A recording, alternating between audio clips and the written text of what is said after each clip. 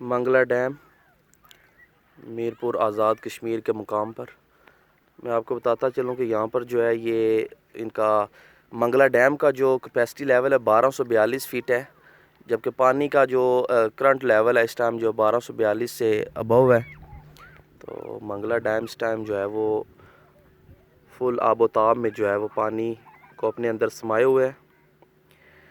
यहाँ पर इंतहाई खूबसूरत नज़ारा मीरपुर सेक्टर D3 के बिल्कुल राउंड अबाउट में मंगला डैम का ये खूबसूरत नज़ारा।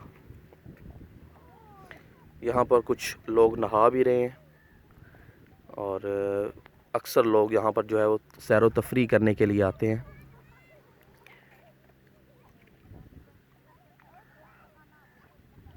अल मशहूर बन रोड्स को कहते हैं, जहाँ पर वॉकिंग ट्रैक भी है। यहाँ पर लोग वॉक भी करते हैं, सुबह शाम मॉर्निंग इवनिंग वॉक होती है।